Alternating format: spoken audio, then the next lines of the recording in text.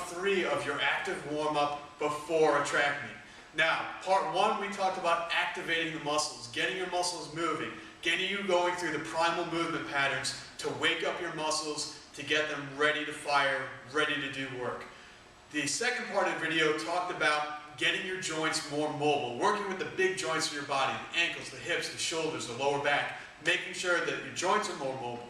Now this part 3, has to deal with getting your muscles more flexible. And we start getting the muscles more flexible, we start it right off from the ground up. So the first thing we're going to work on is your hamstrings. Now hamstring, I like to do a modified version of a hamstring stretch.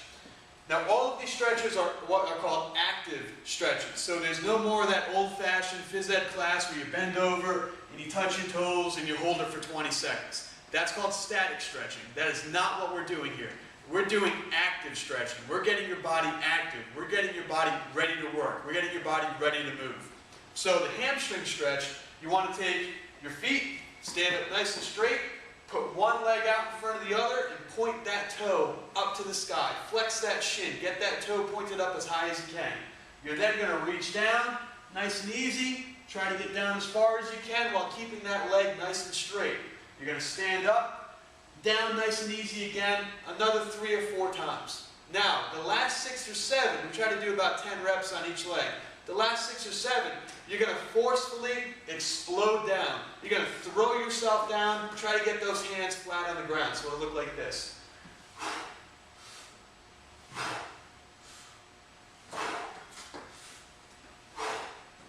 So we're not just bending and stretching that leg and holding it for 20 seconds. We're actively stretching those muscles, getting those muscles to flex, getting them to bend, getting them to stretch. Now, after we work on stretching out the hamstrings, 10 to 12 reps on each leg, we're going to go into what's called a lunge and reach. Now, with the lunge and reach, you want to get down in that lunge position. You want to stay up on that back toe. So don't let the foot fall flat. Stay up on the back toe and work this foot out a little bit further than normal. We're going to push through the back toe, keep our shoulders back, and try to get our hips down to the ground. So we're going to go forward and backward. And again, I like 10 to 12 reps. Forward and backward, 10 to 12 times.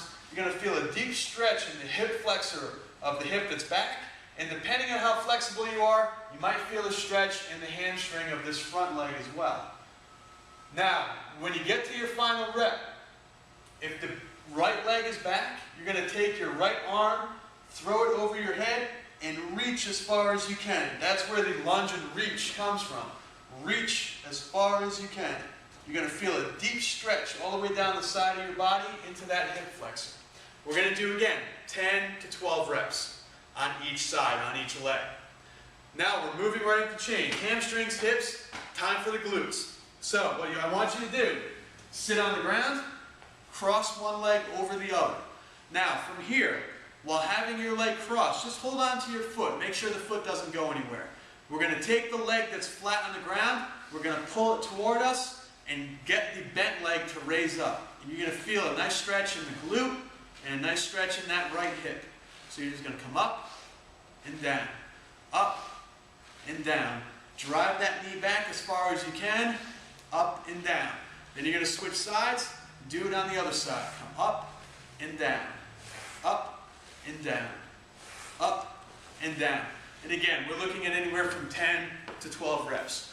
From there, we want to work on stretching out the triceps, the shoulders, and the parts of the upper body. So, what you want to do, we're going to work on a little bit of assistance and resistance style stretching. So we want to picture almost an isometric type hold if you've ever done those before. What I want you to do to stretch out your chest and your back, I want you to cross your arms in front of you. I want you to get nice and tight, and I want you to open up those arms. But as you open up the arms, you're going to resist your body's ability to open the arms. It'll look like this. You're going to close, you're going to open, resist yourself from opening up all the way, really resist, come back. Open up all the way, really resist, come back. Open up all the way, really resist, and come back. And again, anywhere from 8 to 10 reps, somewhere in that range.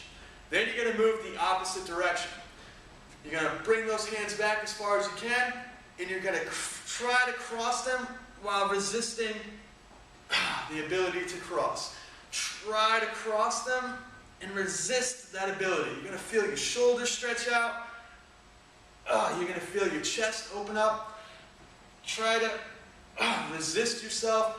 Try to have your muscles fight each other. When you're trying to cross, try to use your back to keep your hands from crossing. When you're trying to open, try to use your chest to keep yourself from opening. You're going to feel your upper body open up. You're going to feel your chest stretch out, your shoulders stretch out. You're going to feel your back, your upper back, the middle of your back start to open up and get nice and loose. Those are 5 great stretches that you can do to end this warm-up. So here's what we've done. You have 3 parts to your warm-up. Video 1 was part 1. That's getting the muscles active, getting those muscles moving, doing some basic primal movement patterns. Step 2 is getting the joints a lot more mobile. So working with the big joints of your body, getting them nice and mobile, getting them ready to do work. Part number 3 has to deal with getting the muscles more flexible. So actually stretching out the muscle, getting that muscle ready to perform at its highest level, getting ready to get in that circle and throw as far as you can. Now, you may have some other stretches, you may have some other things that you want to throw in there, and that's perfectly fine. Do what it takes to get yourself warmed up. And remember, a warm-up should get you sweating. A warm-up should get your heart rate raised up. A warm-up should get you a little bit out of breath. You want to make sure that you are ready to do work. You want to make sure you're ready to put in as much work as possible so when you step in that circle, you are going to perform at your highest level. Any questions, please get back to me. You can shoot me an email, matt@primalatc.com, or you can go right to www.primalatc.com and leave a question in the contact form at the bottom of the page. Hope to hear from you soon. Hope you appreciate these videos.